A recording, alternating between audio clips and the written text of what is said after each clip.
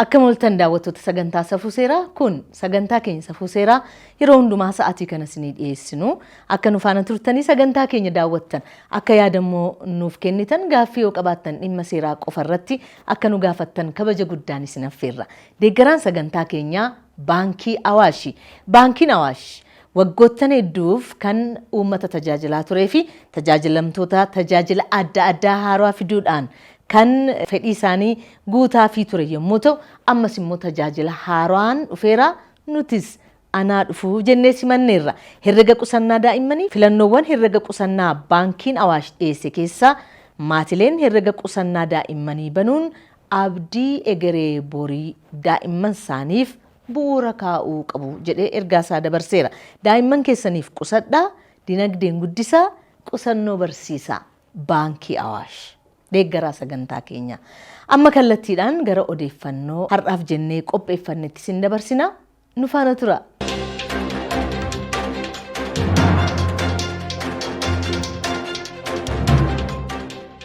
Odeeffannoo keenya jalqabaatiin dubartiin lammii Chaayinaa tokko waggoota muraasa dura ijoollee 3 qabduuf qabeenya ishee hundaa qooddee fi sintuna dhaala jettee kennitiifi. Namoota keessee yookaan immoo ragaawwan keessee.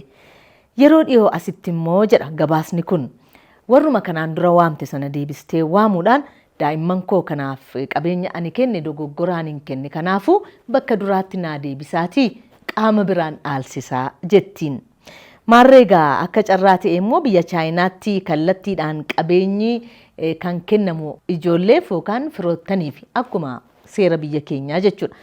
Dubartiin kun garuu haala adda ta'een adurree koo fi saree koon dhaalchisaa jettee dubbii kutti. Maarreegaa sareef adurreen kun of danda'anii dhaaluu hin danda'anii garuu isaaniif namni isaan kunuunsu jiraachuu qaba waan ta'eefu adurreef sareen yookaan immoo beeyladoonni mana keessaa akka isaan dhaalan seerri kaa'een jiru Chaayinaa keessa jedhamtee yeroo dhowwamtu ogeeyyii kiliinikaa beeyladaa waliin walii galuudhaan dhaala kana abbummaadhaan akka isaan to'atanii fi saree fi adurree isheetiif akka kennan akka kunuunsan akka ittiin jiraachisan himuu ishee South China Morning Post gabaaseera. Maarree ammatti gaa namni isheen amantuu fi dhimma saree isheef adurree isheef jettee maallaqa kennituuf kun isaanuma kana qofaadha. Kana eegaa jirti jechuudha. Egaa osoo biyya Eeshiyaa ta'ee ijoollonni maatii isaaniidhaaf kunuunsaa barbaachisaa ta'an hin goone seeraan adamamu turani. Garuu Chaayinaattis seerichi hojiirra akka ooluuf namoonni odeeffannoo kana dhaga'an watwaataa jiru, dubbachaa jiru, mari'ataa jiru. Keessumaa gaa lammiin Chaayinaa tokko fuula tiwiitarii isaa irratti akka maxxansetti mucaa koo durbaa baay'een jaalladha kunuunseen guddise. Yoo isheen akka dubartii kanaa narratti raawwatte anis murtoon koo kana ta'uu danda'a jedheera. Egaa waan dubartiin kun hojjette Chaayinaa keessatti namoonni akka waliin dubbatan taasiseera. Seera biyya keenyaa keessattis kan dhaala keessaa buqqisiisu jira.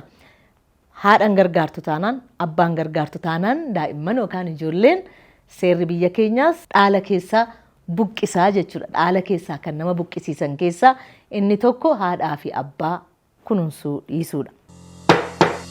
Gara odeeffannoo lammaffaatti yeroo dabarru dubartiin lammii Turkiyee sababa abbaa warraa ishee qaama isaa hin miiccanneef akka bultiin isaanii diigamu mana murtiitti gaafatte yookaan ni himatte.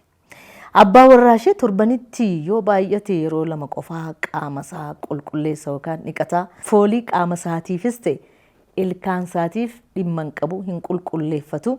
Akka kanaan ammoo anii fi inni bultii keenya itti fufsiisuu hin dandeenyu. Kanaafuu abbaa warraa koo kanarraa addaan na baasaa jettee mana murtiitti himatti. Akka mana murtii Ankaaraatti himattetti gaa abbaa warraa ishee kun uffata gosa tokko qofaa torban guutuu uffata. Hin dhiqatu. Kan biraan immoo garmalee dafqa jechuun himatteetti. Kun immoo waliikuu isaaniif sababa ijoo ta'a jechuudhaan miidiyaan biyyattii AI gabaaseera. Mana murtii fuulduratti yookaan immoo dhaddacha fuulduratti namoonni dhiyaatanii dhimma isaaf ragaa ba'anis kanuma mirkaneessaniiru. Manni murtichaa bultiin akka diigamu raggaasisuudhaan yookaan immoo fedhii ishee eeguudhaan haadha warraa isaatiif liiraa 500,000 yookaan immoo doolaara 16,000 fi 500 beenyaa akka kennuuf murteesseera. Akka gabaasa AI'tti gaa seerri hariiroo hawaasaa biyya Turkiyee himannicha kan deeggaru akka ta'ee fi mirga miidhamaa seeraan kan kabaju ta'ullee gabaaseera. Himatamaan kun gaa sababa qulqullina dhuunfaasaa eeggachuu dhabeef bultii isaa dhabeera. Yaa Rabbi, bishaan eenyuun ajjeesime? Oodiitii seentaraan irraa odeeffanne.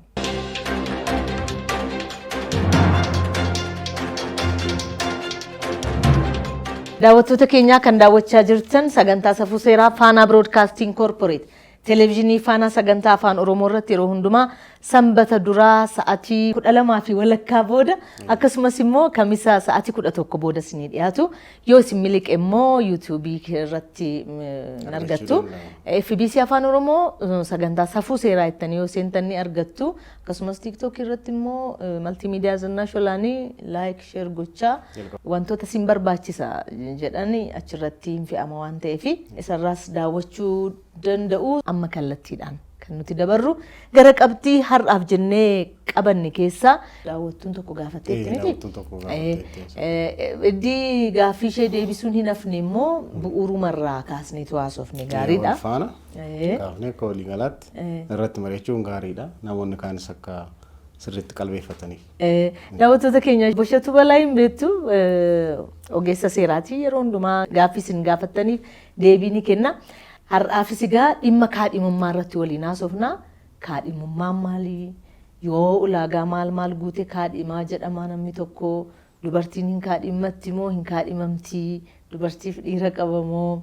Yeroo baay'ee hawaasa keessatti kan beekamu hin kaadhimmate jedhu malee hin kaadhimmatte hin jedhani. Kun ija seeraatiin akkamitti ilaalama? Kaadhimummaa fi fuudhaa fi heeruma gidduu bu'aan jiru maal fakkaata isa jedhu wal duraa duubaan kan ilaallu ta'a. Kan nuti jalqabnu maalirraa yoo ta'e gaariidha. Kaadhimummaan maalii kan jedhamu wal kaadhimmachuu jechuun maal jechuudha kan jedhu san silaa hiikoo isaarraa hubachuu dandeenye seera maatii keenya keessattis haguuggii argateera yookiin bakka argateera. Wal kaadhimmachuun kun aadaa safuu uummata keenya keessa jirudha. Ammas ni jira, duras ni jira tureyyuu. Isuma kana gaa seerri maatii Oromiyaadha. Seera qabeessa godhee seera kana keessatti dabaalee dhiyeessee jira. Wal kaadhimmachuu jechuun gara fuulduraatti namoonni kun akkaataa ittiin wal fuudhan sanada walii galtee walii mallatteessuu jechaadha. Azoo mallattoo qofa ta'uu dhiisuu danda'a zinnuwi namni afaaniinis wal kaadhimmata waan ta'eef jechaadha. Baadiyyaa keessatti afaaniinis wal kaadhimmachuu danda'u jechaadha. Homaa naangalle. Jaarsolee bira dhaabeetu wal kaadhimmanne irraa jedhee akkaataa naannoo saniitti wal kaadhimmachuu san seera qabeessa godhachuu danda'u jechaadha. Sagantaa godhachuu danda'u wal kaadhimmachuu san. Namoonni kaan immoo hanbaratan yoo jiraatan immoo waan masan barreeffamaan lafa kaa'u jechaadha. Maanyiin warra jaarsummaa dhufeessana? Ragoonni bakka jiranitti yookiin maatiin bitaa mirgaa bakka jiranitti wal kaadhimmannee jirra har'arraa kaasee waggaa lamaaf waggaa tokko fedhanii akkaataa sanii barreeffamaan haalli isaan ittiin kaa'annee jira. Afaaniinis haalli isaan ittiin immoo waliin dubbatanii sanada san ittiin kaa'an sun kan jiru ta'uusaa hubachiisuu barbaanna. Waggaa lama waggaa tokko yeroo jettu nagahee moo gurra kooti? Dhugaadha. Kanaafuu darbiinsa yeroo qaba moo? Darbiinsa yeroo qaba. Waggaa tokko caala dheerachuu akka hin qabnedha hanseerri lafa kaa'u jechaadha. Wal kaadhimmachuun sun jechuudha. Sirumaa moo? Waggaa 5 guutuu teenyee wal fuune warri jedhan hore. Ijjiru maal nuyi kan saa? Innis rakkoo hin qabu. Yoo ture rakkoo hin qabu? Rakkoo hin qabu garuu seerri handeeggarsa kennumaa fi waggaa tokko keessatti warri wal kaadhimmatan sun dafanii akka seera qabeessa yookiin gara fuudhaa heerumaa sanitti akka ce'an barbaada. Seerri maatii Oromiyaadha jechaadha. Egaa maatiin eenyuuf dhiphateetu? Maatiin utubaa maaliiti? Kan hawaasaati. Kan hawaasaa waan ta'eef seera qabeessummaa san godhaa jechaadha. Namoonni baay'een yeroo engagement yookiin yeroo kaadhimummaa kan akka maleedha itti tola. Kanaaf keessa turuu barbaadu waan ta'eef keessa turuu barbaadu itti tola. Itti tola jechuun maalinni? Fakkeenyaaf hiriyyummaadhaan waliin jiraachuu waggaa tokko waggaa lama waan akkasii dhedheeressanii gaafa deeman haala ittiin amala isaanii wal qorachuu bultii sana baqachuu jechuudha. Bultii sana haala ittiin wannoo jedhan sun miidhaan irra ga'uu danda'a. Dhugaa qabu takka shiroo takka barbaree takka daa'ima takka daayipparii takka mana barumsaa jechuu mannaa jedhanii baqatu jechuudha. Seerichi isa kana ijaaruuf bultii kana eeguuf yoo dhawaatama turaa deemanitti amalli isaanii kan isa tokko jijjiiramaa deeme wal nuffaa yoo deeman dittaachi ta'uu danda'a waan ta'eef addaan cituu danda'a waan ta'eef walitti qabuu barbaadeetu naan seerris baay'ee haguuggiin kennuuf seerris baay'ee haguuggiin kennuuf anii fi abaluun amma wal kaadhimmannee jirra waan ta'eef kaadhimummaa kiyya kanarratti seerri protekshinii yookiin deeggarsa naafaa kennu ta'e namni si dhagahu hin jiru baay'een. Garuu bultii sanaaf irra bultii sanaaf irra caalatti mootummaanis hawaasnis beekamtii kenna waan ta'eef isaaf deeggarsa guddaa kenna. Kanaaf akka isaan dafanii gara fuudhaa heerumaatti ce'aniif seerichi maal kaa'eera waggaa tokko keessatti akka isaan dafanii wal fuudhaniif kaadhimummaa waggaa tokko kan caale ta'uusaa seerri keenya hin kaasaa jechaadha. Yoo caale maal fida seerri? Yoo caale homaa rakkoo hin qabu.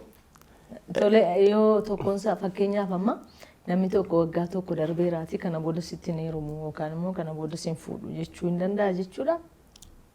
Rakkoon qabu ni ilaala hanga waggaa lamaa hanga waggaa sadiitu jarri amala gaarii qabaatanii walitti tolanii yookiin immoo wal hubatanii yoo waliin jiraatan hanga waggaa shaniitu namoonni ni jiru. Kanaafuu dirqisiisu seerichi jechaa jirta seerumatti taa'e malee dirqisiisuudha. Seerumatti taa'e malee akkasaan hamleedhuma namaatiif jechaadha hamleedhuma namaatiif waggaa tokko caaluu hin qabu hin jedhu sana akka daangaatti kaa'aa jechaadha. Durbeen nu gaafatte kun maal jetteetti kaadhimaan koo eddina kaana kaadhimate booda na dhiisee badee bakka inni jiru hin beeku. Kanaafuu ani heerumuu nan danda'a jette garuu waggaa meeqa akka inni badee akka inni ture akka inni badee hin beekamu. Egaa baduu saasaniifis immoo ragaa wayii dhiyeessuu qabdi laata inni abdanna. Namni ragaa kaa'ee badamooti immoo. Yachi fakkeenyaaf namni wayii badeera hoo ta'e karaa mana murtiitiin dhaqxee labsita. Namni akkasii na jalaa badeera. Gaazexaa irratti baasta? Gaazexaa irratti dhaqxee baafta jechuudha. Na jalaa badeera waan ta'eef namni xawaara isaa arge yoo jiraate jedhameetu hin labsama. Bu'uura sanii manni murtii erga labseen booda namni sun baduu isaa labsaa jechuudha. Ani jira yoo jechuu baate? Ani jira yoo dhufuu baate hin labsa. Erga labsee booda egaa namni sun hin dhufu taanaan ishiin fuudhaa heeruma sana kabiraadhaan raawwachuu kan dandeessu ta'uu isaati. Keessattuu fuudhaa heeruma irratti jechaadha. Kaadhimummaa irratti garuu seerichi homaa takka hin jenne. Homaa takka hin jenne. Amma natti natti maa jirtu kun fuudhaa heeruma irratti. Fuudhaa heeruma irratti. Isheen sun kaadhimummaadha. Kaadhimummaa irratti homaan keenya. Kanaafuu waggaa tokko caaluu hin qabu hin jedhamee. Barbaadis hin jedhamu. Baduus danda'a, hafuus danda'a, bilbila kaasuu dhiisuu danda'a, teessoo isaa jijjiiruu danda'a waan ta'eef. Akka sila seerichi sodaate sana nuffee ta'uu danda'a. Kanaaf jedhameeti kanaaf waggaa tokko keessatti dafee goolabachuu qaba jechaadha. Bultii isaa ijaarrachuu qaba. Seerichi amala yoo jijjiirrate jedhee sodaate. Namichi inni bade kun immoo biyya jijjiirrate. Biyya jijjiirrate taanaan arguu hin dandeessu. Kanaaf nama biraadhaa kaadhimmachuu yookiin immoo fuudhaa heeruma raawwachuu kan dandeessu ta'uudha. Ifadha waan ta'eef jecha. Kanaafuu daangaa yeroo waan ittiin hidhamte tokko illee hin qabdu jecha. Waan ittiin hidhamte fakkeenyaaf nikaa yoo ta'e yookiin fuudhaa heeruma wayii seera qabeessaan hoo gootee jiraatte fuudha irratti fuudhaa jedhama. Kaadhimaadhaan marree kaadhimmate jechuun ni kana seera jechuudha miti. Akka amma magaala keessatti waa nama kaanii qubeellaarra waa kaan saniitii miti. Kaadhimmachuun suni jecha. Gara fuulduraatti nan si fuudhaa si aggaameetan jira han jedhu sanidha. Wal kaadhimmachuun jecha. Amma magaala kana keessatti arginu garuu qubeellaa utuma deemanii namuma nagaa deemu xoob jennaan jilbeenfate dub jennaan harkuma harkisee itti kaa'ee engaajimentii galtee akkuma tasaa waan ta'eef isheen eddii galtee booda takka yaaddee kibboo amma heerumuu qabu yoo jettee qubeellaa isaa ganama sanni jilbeenfateetti kenna. Fagoo dhaabbatteetti deebisuu dandeessu. Dhaabbatteetti deebisuu dandeessu waan ta'eef. Dhaabachuun gaariidha. Fagoo dhaabbatanii darbachuun malee fuudhuu jechuudha. Gochuu dandeessi waan ta'eef itti yaaduun barbaachisaa dhugaadha. Kaadhimummaa eeguuf seerichi haala kanaan xiyyeeffate waggaa tokko jedhee kaa'umsaa gaariidha. Kanaafuu amma dubartiin yookaan durbeen nu gaafatte kun darbiinsi yeroo isin ta'e gaazexaadhaanis labsadhu hin jedhamu. Kaadhimaan ishee yoo badee seerri akkaataa isheef itti gaafatu hin jiru. Innis immoo yeroo dhufu haalli inni itti ishee gaafatu hin jiru jechuudha. Waggaa tokko jechaan bakka achii booda waan eegdu tokko illee hin jiru jechaadha. Yoo waggaa tokko ta'e waggaa tokko ta'e bakka dipaarti gochuu dandeessi jechaadha. Gaafattuun keenya akkuma amma ogeessa seeraarraa dhagaa jirtu kaadhimaan keessuun si naqatee eddii badee waggaa tokko yoo darbeera ta'e seerri sin gaafatu innis sin gaafatu. Seerri sin gaafatu jechuun garuu yoo meeshaa wayii laate kenneeraaf ta'edha miti moo imaanaadha ofuma isheeti. Fakkeenyaaf kennaawwan adda addaa kennuu danda'a. Kennaawwan adda addaa kennuu danda'a, maallaqa kennuu danda'a, maatiidhaaf namoota birootiif gara fuulduraatiif fedhee jechaadha yookiin immoo akka kennaas kennuu danda'a. Meeshaaleen sun qabeenyi sun gara fuulduraatti haalli ittiin deemuu danda'u ni jira jechaadha. Yoo himate. Yoo inni himate jechaadha. Kun sababa maaliitiin mul'ata? wal fuutota keessaa yookiin immoo warra wal kaadhiman keessaa sababa isa nama tokkootiin kan dhiiraatiin yookiin kan dubartiitiin wal kaadhimachuun sun yoo diigame sababa tokkootiin keessattuu amala gadheedhaan yoo diigamee jiraate inni tokko beenyaa kaffaluudhaaf hin dirqama. Wantoota meeshaalee kan akka kennaa fi maallaqa adda addaadhaan inni fudhate sanillee deebisuudhaaf hin dirqama kan jedhu san seerri maatii Oromiyaadhaa achi keessa kaa'ee jira jechaadha. Kennaa kan jedhamu akka aadaatti fakkeenyaaf warqeen kennamuu danda'a. Loowwan illee kennamuu danda'a. Loon kennuu danda'u akkuma aadaa. Godinaalee adda addaa keessatti wantoota baay'eetu jira. Maatiif uffata uffisuu danda'a. Jalqabumarra. Jaalatee gammadee. Jaalatee gammadee. Akkasumas immoo wanta cidhitti qophaa'u maallaqa cidhaaf ta'u kennuu danda'a. Yeroo kaadhimummaan kun addaan citu waan kaadhimummaa sanaaf kenname deebisaa jedha seerri maatichaa. Uffata kana walitti qabdee gashiti moo warqee kana ofirraa baastee gashiti moo maaluma gooti? Uffannaan waan har'a irratti uffattee boru ganamatti ciccitu yookiin immoo baduu danda'udha. Haan akka dhaabbataa ta'e fakkeenyaaf qubeellaawwan ta'uu danda'a, warqee ta'uu danda'a, kennaawwan adda addaa. Yeroo ammaa kana yookiin konkolaataas kennuu mala. Maallaqa. Qulfii konkolaataa illee kennuu mala yookiin mana kennuu mala. Nama gomjaasisin meedhis. Wantoota baay'ee jira. Gara baadiyyaa immoo hodhannee horiin jiraachuu danda'a. Gara amma Harargee waan akkasii hodhannee jimaa waan akkasii kennu. Jimaa dhaabbatichaa jimaa kataaraadhaan waan akkasii jedhu lafa qonnaa waan akkasii ta'uu danda'a. Maqaa qarxiidhaan akka midhaaniif jedhamu sana. Akkaataa sadii wanti kennamu ni jira. I think daawwattoonni keenya illee godinaalee adda addaa keessatti wantoota kennaman kanallee odoo nu eeranii gaariidhaan. Nu eeran aadaa naannoo isaanii jiru yeroo durbi gaafatamtu yeroo wal naqatan maaltu kennama naannoo keenyatti amma fakkeenyaaf nu biratti warqee maraatu kennama. Warqee maraa kennu. Kan ammatti kaawwatte kana. Anaaf naa kenname miti nu bitadhee malee. Warqee maraa kennu kan maallaqa kennanis jiru. Akkuma aadaa isaati. Akkuma humna namaatti. Iddoo tokkotti maalan dhagee kaadhimummaaf yeroo deeman warri maatii sun hunda nama isa filatee deemes isa dhiqatee deemes dhadhaa yeroo dibaniin arge. Naannoo Guraagee kana. Naannoo Guraagee sirrii. Dhadhaa sammana mana gahu. Mataarra kakkaa'an. Mataarra kaa'anii baqatteennaan achi nama si qabu jira. Humnaan qabamtee teessee as dhadhaa dibatta. Kanaafuu aadaan kana fakkaatu waan jiruuf iddoo adda addaas maaltu kennama isa jedhamu san iddoo addaan baasanii nu eeranii nuti immoo akka muuxannoofis beekumsa gara daawwattoota keenyaatti ibsinaa jechaadha. Kanaafuu akkaataan deebii maallaqichaa yeroo goolabdu kaadhimummaa maallaqni deebi'u maal ta'a isa jedhu san. Qabeenyonni akka dhaabbataa ta'an kun hin deebi'u jechaadha. Qubeellaa ta'uu danda'a, warqee ta'uu danda'a, horii wantoonni akkasiidha. Namni kaadhimummaa sanii miidhame sun beenyaa gaafachuu danda'a. Qabeenyota kennaadhaan kenne san akka deebi'uuf mana murtiitti himatee gaafachuu kan danda'u ta'uusaa seerras keessatti kaa'eefii jira. Maallaqa isaa qofaa gaafatamoo nama amma fakkeenyaaf nama waameera nama fuudhadheetti meera maatiin dhaga'aniiru haamileen isaa immoo hin tuqamne haamileen ishee immoo hin tuqamne innoon gaafatamu. Baay'ee tuqama amma kaadhimummaatiin wal qabate yeroo baay'ee naabee kaawwayiiti namni biraa akka isheen hin tuqne yookiin namni biraa akka san tuqne naqateeraa kennu san engagement ta'eera waan ta'eef hawaasni naannawaa sanaa ni beeka namni baay'een ni beeka waan ta'eef boruuf taanitti wal kaadhimachuun sun yoo addaan cite hamleen nama sanaa hin tuqamaa jechaadha. Saayikooloojikaalii baay'ee miidhama waan ta'eef seerri kanaa fedhee yoo xiqqaate beenyaa qarshii 10,000 han ta'u akka kennamuuf nama miidhame saniif jechaadha. Dhimma kaadhimummaa irratti dhimma kana kaasnee gaafattuu keenya wajjin wal qabsiisnee kan deebisne kan biraa kan siin galle yoo jiraate isinis immoo warri nu daawwachaa jirtan dhimma kana irratti wanti ifas ni akka ta'u barbaaddan yoo jiraate ammas fi wanti isaan quunname wayii yoo jiraate nu dhiyeessuu danda'u nus deebisnee isaanii dhiyeessina irratti mari'anna. Nuuf bilbila nu gaafadhaa kunooti abbaan deebii. Dhibeen hin jiru. Wal faana malee. Kana fakkaata gaa sagantaan keenya gara qabxii itti dabarra daawwattoota keenya kun sagantaa safuu seeraati ulfaadhu ishee.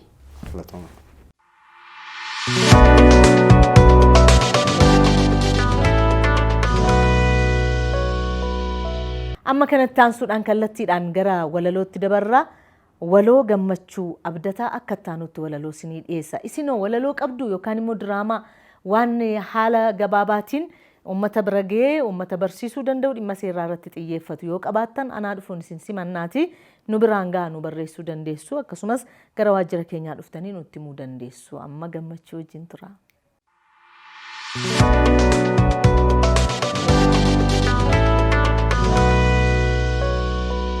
Hangam faffagaatee barri bubbulullee guyyoonni dheeratee wal arguun turullee yaadaan isa deemee fagaatus karaan koo isin bira jira qalbiidhaaf garaan koo isin naaf warqeedha malee miti dhagaa kanaaf hunda duran siniif ira nagaatu ulfina nagaatu qabeenya hundarra kan caalu nan beeka nageenya dhimma koottiin darbu of birallee tursee qalbiidhaaf yaadni koo yeroo hundaa kaatu isiniif haa ta'u nagaa uumaan laatu. Warri kaabaaf kibbaa warri bahaaf lixaa inni gamoo qabdus kan hin qabne citaa abbaan konkolaataa atinni abbaa viillaa atinni adeemtus lafoof deemsa miillaa atinni barattu atinni daldaltu kan ganama baatee kan galgala galtu maddi waan hundumaa akka burqaa lagaa yoomiyyuu hin dagatin akka ta'e nagaa yoo nagaan hin jirre yoo nagaan hirrate sodaadhaan jiraata hunduu bibirratee mijataa fakkaata laalurra keessi kee utuma nyaattu immoo gadhuma keessi kee yoo raftes boqottee hin qabdu gammachuu carraan jireenya kee dhiphataa dhalachuu utuu nyaattee dhugduu utuu uffattuu wayyaa yoo nagaan hin jirre ati hin qabdu fayyaa. Kanaaf hin qalbiidhaan an qilleensa suufa yoo nagaan jiraate hin nyaate nan quufa gamoo kan ijaaru yoo ta'e illee dhagaa walii keenyaaf haa qabaannu nagaa. Hojii kam qabaattee yoo dhabdellee tarii ofii kee wajjiniin nagaa buusuu barii. Na dhageessaa koode na dhageessaa firaa wantati barbaaddu nagaa keessa jira. Gombisaan nagaadhaa waan hundumaa baata kanaaf hunduu qotee achi keessaa nyaata. Har'a nyaattee bultus daabboo ta'us keeki jireenya kan dursu nagaa ta'uu beeki. Gad baatee ol galtee dalaguuf jiruu kee kan waaqni jaallatu nageenya hiruu kee malee baachuuf miti walii keenyaaf dullaa yoo nagaan jiraate hunduu nyaannee bulla. Lafa nagaan jiru bakka qabu gabii tasumaayyuu jiru waraansi fi cabii qe'ee warra nagaa kan hin qabne dhiigaa hundumtuu hojii isaa hojjetachuuf fiiga. Jiruun dhala namaa hojjetee nyaachuudha kana gochuuf immoo nagaan jiraachuudha warqeef meetiin iyyuu nagaan hin gitamu nagaan huccuu miti gabaarraan bitamu. Mee kottaatti yaannaa hunduu waliin taanee utuu waliin qoodiin irree tokkoon kaanee maaf yaadaan facaanee laga ceena mee kottaatti yaannaa hunduu nagaa feena. Nagaatu fayyaadha nagaatu qabeenya nagaadhaan jiraachuun nuufis fedhii keenya kanaaf dalga deemnee hin jiraannu faallaa bakkuma jirrutti nagaa uumuu yaalla.